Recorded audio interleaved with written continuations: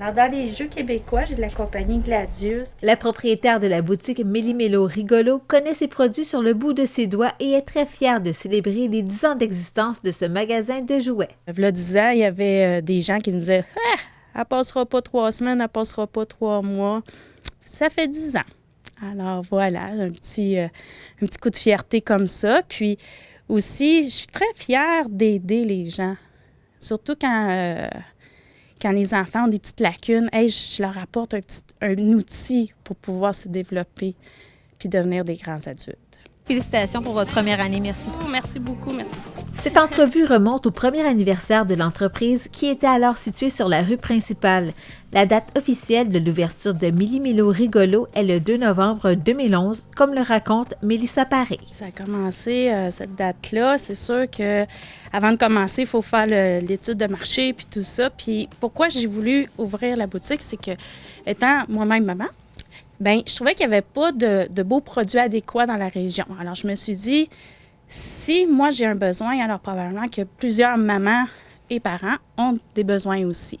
Alors, au lieu d'aller à l'extérieur, bien, j'ai décidé d'ouvrir moi-même ma boutique. Oui, et est-ce que c'était votre première entreprise à vie? Oui. Vraiment, vous êtes lancée dans le vide parce qu'auparavant, qu'est-ce que vous faisiez? J'étais fleuriste. Oh, d'accord. Oui, j'étais fleuriste, mais à Saint-Jérôme. D'accord. Donc, vraiment, un saut dans le vide. Vous avez fait confiance en vos moyens et en ce produit-là, les produits que vous offriez? Oui, c'est ça, exactement. Alors, ben, dans le service à clientèle, ça, c'est sûr que j'avais pas de problème avec ça. J'aimais même ça beaucoup où est-ce que j'étais à la boutique de fleurs. Puis, j'ai appris beaucoup sur le tas, évidemment, mais j'ai pris aussi beaucoup de formations, là, que ce soit de la gestion ou des, toutes sortes d'affaires. Là. Il y a tellement de formations que j'ai suivies. Là, j'en ai perdu une ou deux là, en cours de route, mais j'ai fait beaucoup de formations. Là. Et qu'est-ce qu'on peut y trouver d'ailleurs à votre boutique? Ah, plein de jeux de société, plein de jeux de party, des jeux pour l'éducation. Alors, si, admettons, l'enfant a une lacune en langage, bien, j'ai une belle section pour le langagier. J'ai des belles sections aussi pour la motricité fine.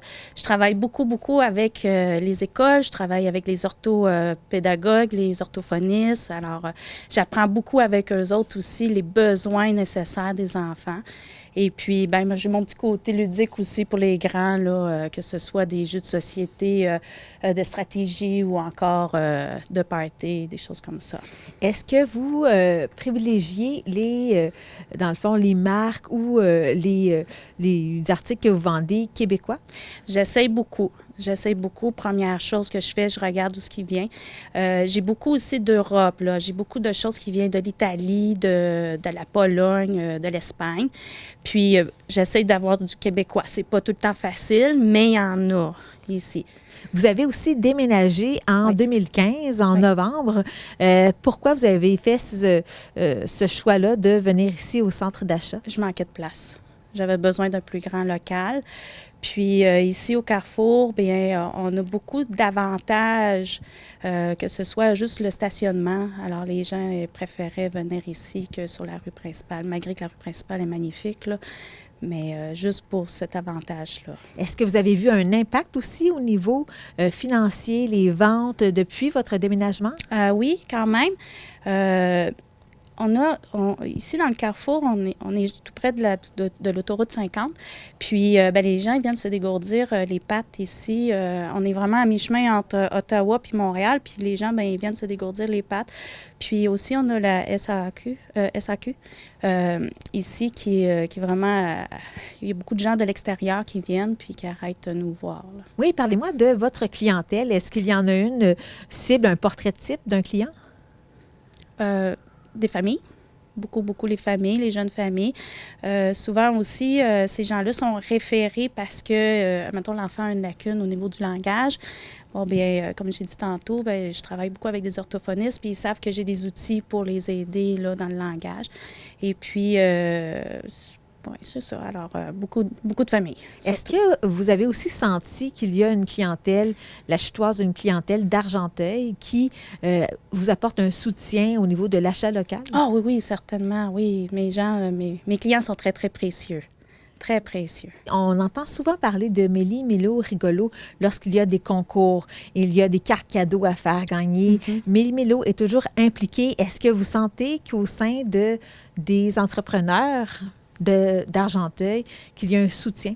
Ah oui, oui, absolument. La boutique est quand même assez accessible à tout le monde, alors que vous ayez 3 ans, que vous ayez 90 ans, c'est sûr que j'ai un petit truc spécial pour eux autres. Puis oui, la communauté d'affaires, on se tient bien ensemble là, dans la région. Et au cours des 10 dernières années, est-ce qu'il y a eu une période un peu plus difficile dont vous avez eu des souvenirs un peu moins agréables? On peut penser ensemble à la pandémie. La pandémie. Oui. La pandémie. C'est sûr que quand j'ai fait mon plan d'affaires il y a 10 ans, c'était pas écrit là, qu'il allait y avoir une pandémie, là. Fait qu'on a redoublé de système D, on a redoublé d'imagination pour pouvoir être accessible aux gens parce que, surtout dans la première vague, c'était vraiment barré ici. Il fallait que je prenne des rendez-vous avec le concierge pour avoir accès à mon local. Le soutien des clients a été vraiment extraordinaire aussi, là. C'était vraiment... Mais la pandémie, on ne veut pas revivre ça, là. Oui, vous avez eu un impact, vous avez vu un impact financier aussi? Ah ben oui, ben oui. Est-ce que vous avez eu une certaine crainte de devoir fermer à jamais la porte, la clé? La crainte, c'était de ne pas savoir qu'est-ce qui allait arriver demain. C'était surtout ça. Puis, autour de moi, j'ai beaucoup d'amis entrepreneurs. J'en ai qui ont fermé définitivement leur commerce parce que la pandémie a obligé des choses. Puis, c'est ça. C'est sûr que l'anxiété embarque là, solide là-dedans là, parce que tu ne connais pas qu'est-ce qui va arriver demain. Et concernant aussi le succès de votre entreprise, pour que vous puissiez assurer une pérennité, donc ça fait déjà 10 ans, selon vous, quelle est la recette gagnante pour que ça allait fonctionner durant ces 10 dernières années? Toujours trouver le truc de plus. C'est ça. La boutique est vraiment très, très pleine, mais c'est parce que j'ai tout le temps un petit truc de plus. Comment est-ce que vous envisagez l'avenir de Méli-Mélo Rigolo? Ah, ça, l'avenir, on dirait depuis la pandémie, on dirait que j'ai des restrictions à l'avenir, là. Je ne sais pas, c'est peut-être un système de défense, là, mais ben, j'espère d'être toujours bien ici avec mes jouets et puis voir des enfants grandir. Et puis, de la broderie à diamants, c'est quoi? Bien, c'est comme de la peinture à numéro, mais au lieu de mettre de la peinture, ça va être des petits diamants. La boutique Méli-Mélo Rigolo se trouve au Carrefour Argenteuil et est ouverte 7 jours sur 7. Pour obtenir plus d'informations, visitez le site internet mélimelorigolo.com.